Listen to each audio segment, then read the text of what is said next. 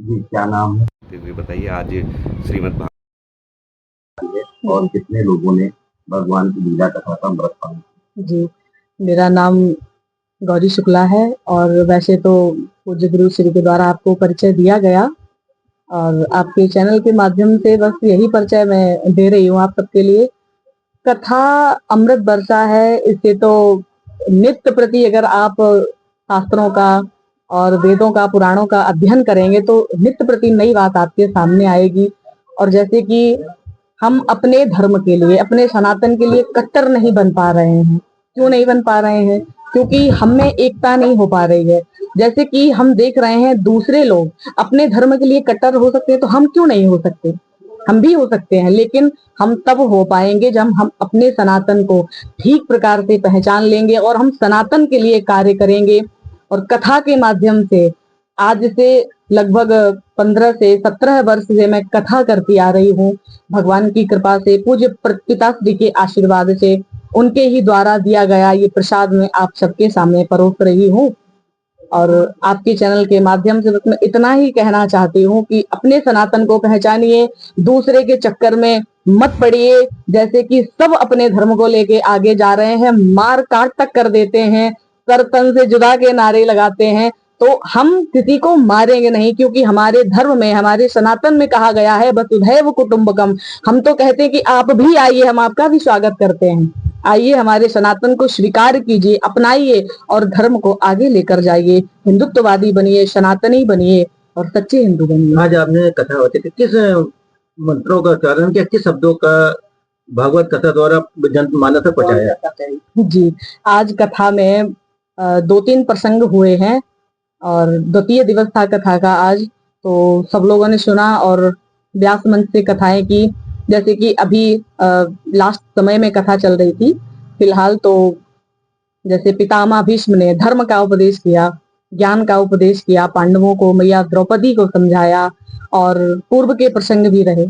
लोग कहते हैं श्रीमद् भागवत सुनने से जी जो है भगवान के धाम की प्राप्ति होती है, जी। लेकिन उस पर कुछ लोग कटाक्ष करते हैं जी कि हम भी कथा सुनते हैं, हमें लाभ नहीं हुआ। तो इसमें डिफरेंस क्या रह जाता, कहाँ चूक रह जाती सुनने वाले की? जी, जरा इससे बहुत अच्छा प्रश्न किया आपने। इसमें चूक हम लोगों से, कथा सुनाने वालों से भी होती है। वो ऐसे होती है, आजकल कथावाचकों को आप देख ही रहे हैं, उन्हें श्लोक से कोई लेना देना नहीं, उन्हें हिंदू सनातन से कोई लेना देना नहीं। उन्हें बस अपनी 1-1.5 लाख, 2 लाख, 4 लाख फीस तय करके आना है और उसमें भी मंच से चुटकुला गाए जा रहे हैं, अश्लील गाने गाए जा रहे हैं और जनता को बरगलाया जा रहा है। कथा कहीं कहीं देखने को मिलती है और जो कथा सच में कहते हैं उनको लोग नहीं सुनना चाहते हैं। संतों को कोई नहीं सुनना चाहता, अच्छी बातें कोई ग्रहण नहीं, धारण नहीं करना चाहता।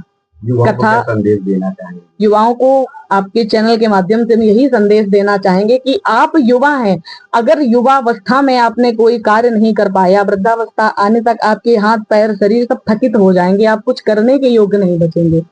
अब जो युवा है कुमार्ग पर चले जा रहे हैं, पी पी कर इधर पड़े हैं, नाली से उनको उठा करके लाया जा रहा है। और यदि कोई एक बालक घर में ऐसा आ भी जाए जो सनातन की ओर कार्य करे, जो हिंदुत्व के लिए कार्य करे, जो गौ माता की रक्षा के लिए कार्य करे, भारत माता के लिए अपनी जान न्यौछावर करने के लिए आगे बढ़े, तो घर वाले ही कहते हैं कि नहीं नहीं, मेरा बेटा ऐसे रास्ते पर नहीं जाएगा, बच्चा इंजीनियर बनेगा, डॉक्टर बनेगा, पायलट बनेगा, लेकिन कोई संत नहीं बनाना चाहता, कोई विद्वान नहीं बनाना चाहता। क्या संदेश देना चाहते हैं हिंदुस्तान को देखते हुए?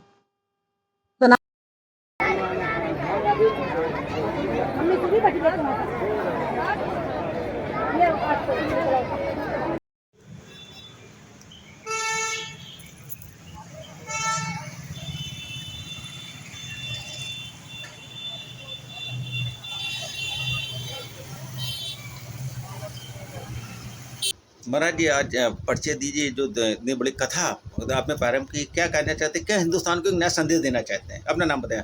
जी, मैं हम क्या सारे लोग कहते हैं डॉक्टर प्रवेश कुमार अग्निहोत्री आचार्य। हमारा केवल इस श्रीमद् भागवत राम कथा मुख्यतः जो हमने इसका शीर्षक रखा है श्री शिव शक्ति महायज्ञ महोत्सव, इसका केवल मात्र उद्देश्य यही है। आज घोर कलयुग में हम लोग जाति में, वर्ण में, कर्म में बटे जा रहे हैं। एक सनातन जो हमारा आदि से चला आया है धर्म, इसका उद्देश्य यही है अनाथ धर्म तथा सुखम, कि सर्वे भवन्तु सुखिनः, सभी प्राणी, केवल मनुष्य नहीं, सभी प्राणी सुखी रहें, स्वस्थ रहें, दीर्घायु रहें। और हमारे धार्मिक ऋषियों ने ये ऐसा धर्म का प्रचार क्यों किया, प्रसार क्यों किया? पहले इतना क्राइम नहीं होता था, अनाचार, दुराचार, अत्याचार नहीं होता था, क्यों? हम लोग सत्संस्कारों में चलते थे, ऋषियों मुनियों की परंपरा में चलते थे। देखा होगा हजारों वर्ष ऋषि मुनि जीवित रहते थे। हम लोगों के लिए वो ये जितने भी पुराण बनाए, वेद बनाए, इनका केवल मात्र उद्देश्य है सभी प्राणी, एक प्राणी नहीं, सर्वे भवन्तु सुखिनः सर्वे सन्तु निरामया, ये उनका एक सटीक सूक्ति थी। और यही सारे वेदों में है, यही पुराणों में है। तो हम इसी उद्देश्य से प्रतिवर्ष एक ये सब भक्तों को जोड़ने के लिए, जो घर में बैठे हैं, बाहर हैं, यहाँ हैं, वहाँ हैं, प्रचार करके, प्रसार करके, ऐसे विदुषी भागवताचार्य हमारे अब की आई हैं, इन्होंने भी बड़ा सार ये कहाँ से आई हैं और कितने दिन का कथा रखी गई है?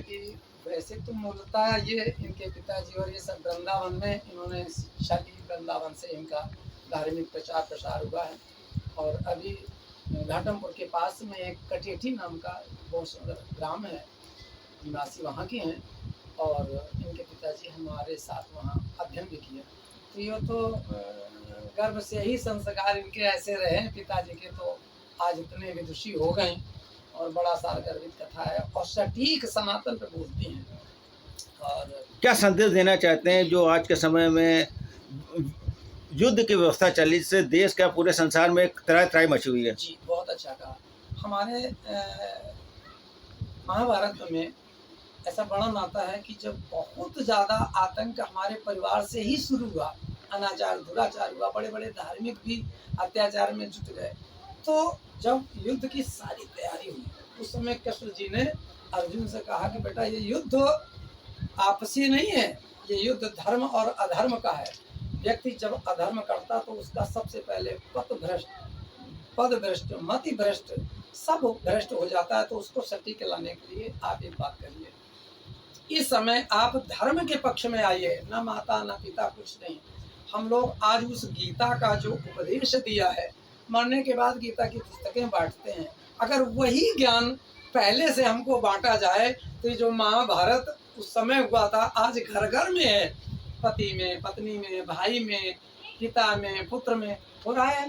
तो आज ये महाभारत ना हो, अगर सटीक हम लोगों को सनातन का संस्कार प्राप्त हो जाए, ये हम लोगों की शिक्षा प्राप्त हो जाए। हम तो यही चाहते हैं आप लोगों के चैनल के माध्यम से बच्चे से ही उसमें संस्कार आने चाहिए, और जब बच्चा समझदार होगा तो समझेगा कि पिता है। आज हम लोगों को बड़ा भाषा में दुख होता है भैया कि हम एक हिंदुस्तान में रह के और हाय बाय और काहे में पड़े हैं। प्रातः काल उठ के हम लोग हाथ दर्शन करते थे, भगवान का नाम लेते थे, आज पिता पुत्र से हाय हाय और बाय बाय करता है, बड़ा दुख होता है। इसमें कहीं ना कहीं माता पिता के भी बहुत बड़ा दोष है। आदि गुरु माता होती है और शिक्षा गुरु बाद में पिता होता है, फिर जो है उसका दीक्षा गुरु, इच्छा गुरु और सारे गुरु होते हैं। लेकिन हमारे आज के परिवेश में, सनातन में, हम लोग इतना जोर दिए हैं केवल इस बात पे कि हमारे सनातन में अगर आप आकर के देखेंगे तो आपको कभी आगे चल के किसी प्रकार का कोई क्लेश नहीं होगा, कष्ट नहीं होगा। हम पिता हैं तो पुत्र की तरफ देखें, क्या व्यवहार होना चाहिए। पिता है पुत्र को देखे, पुत्र पिता को देखे, आपसी अनुकूलता, सामंजस्य किस तरीके से प्राप्त हो, इस तरीके से हमारे उसका उद्देश्य है। केवल एक यही उद्देश्य है कि हम सारी संतानें संस्कारी बने, हम अपने परिवार में, ग्राम में, क्षेत्र में इनका सबका प्रचार करें, प्रसार करें। तो यही उद्देश्य है। सबको बुला करके एक बार हमने देखा अटके भटके भी आते हैं, और 4 दिन अगर 7 दिन सुनते हैं तो जरूर उनका मन बदलता है। तो मन बदल जाएगा तो तन की भी हमारी भाषा, परिभाषा सब बदल जाएगा। हमारे में 3 मुख्य उद्देश्य होते हैं सनातन में। सबसे पहला होता है आचरण, हमारे आचरण शुद्ध हों। आजकल मादकता में बहुत लोग आगे जा रहे हैं, और क्या कहा जाए, हम तो अपनी योगी सरकार से भी कहेंगे, अरे आप योगी हो, बार बार योगी थोड़ी आते हैं, कभी कभी अवतार लेके आते हैं। तो ये जो जगह जगह पे ठेके खुलवा दिए मादकता के, अनाचार दुराचार हो रहा है, सड़कों पे निकलना मुश्किल है। अरे अगर तुम्हें इसी से इनकम होती है तो ये नहीं मालूम उसके माध्यम से अनाचार दुराचार कितना उनको देना पड़ता है। अभी लोगों ने बताया कि उनका पूरा परिवार जो है साफ हो गया, दारू पी के चला रहा था गाड़ी। अभी एक और बताया 4 लोग चले। जैसे आपने बताया ये उत्तर प्रदेश के मुख्यमंत्री आदित्यनाथ योगी हैं, हाँ उसके बाद शंकराचार्य और योगी का भी मामला चला, उसके बारे में क्या कहना चाहते हैं? हाँ, उसकी बात तो बड़ी विषम है। हम किसी भी शंकराचार्य पर टिप्पणी नहीं कर सकते, अधिकार नहीं है। लेकिन हाँ, कोई भी धर्म का अगर अनुयायी है तो वो ऐसा सामंजस्य डाले कि उसका आचरण और अनुकरण हम लोग करें। तो कहीं ना कहीं से दोनों को अपने पद पे अपनी गरिमा का ध्यान रखना चाहिए। बहुत अच्छी